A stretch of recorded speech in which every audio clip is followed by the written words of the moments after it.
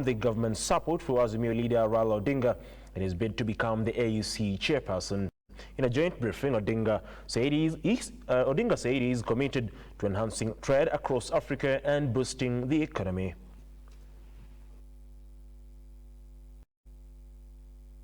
Mudavadi insists that time is ripe for the African continent's African Union Commission chairmanship of Kenyan origin, reiterating that based on the rotational nature, this is the opportune time for the East African region to nominate a candidate that will be backed fully on the 6th of 2024, when candidates will have submitted their documentation for the prestigious position. The PCS says the government is behind Raila'S candidacy and is working tirelessly to ensure a definitive campaign strategy within the 6th month for the continent's 6 language-speaking AU member states. On this, we have a visionary leader to fire up the African Union to greater levels. Let me laud our President, His Excellency Dr. William Samoei Ruto, for fully endorsing the candidate. The former Premier Raila Odinga, on his part, concurred with the endorsement by Kenya's government for the AUC chairmanship position, revealing having been briefed on the preparedness by the state towards clinching the post, as he expressed his appreciation for the support so far.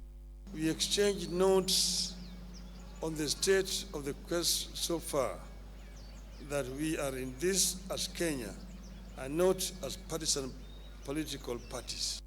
Raila, while delving into his suitability, reiterated of having previously and ably held a position of infrastructure and development for the African continent. Raila says he is committed to ensuring Africa, the poorest, though richest continent in the world in terms of resources, intends to change the paradox as he seeks to raise the intra-continent trade from the current 15%. Also talking about the high-speed fiber optic network connecting all the African capitals.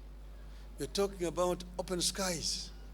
The duo insists Kenya believes in whole of AU strategy support to champion member states' rights through improved infrastructure development, free travel visas across the region, and regional development among other issues, envisaging a greater African Union that has its member states at heart, with Raila hinting on the need for a single permit to trade across the continent, improved network transport as he seeks to make the Nile and other vessels navigable soon after his oath in office.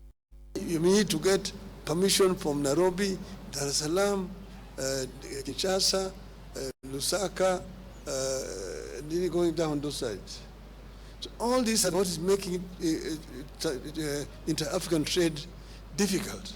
In less than 2 months, Raila Molo Odinga will be required to submit his documents for the AUC chairmanship in Addis Ababa, Ethiopia, amongst other candidates.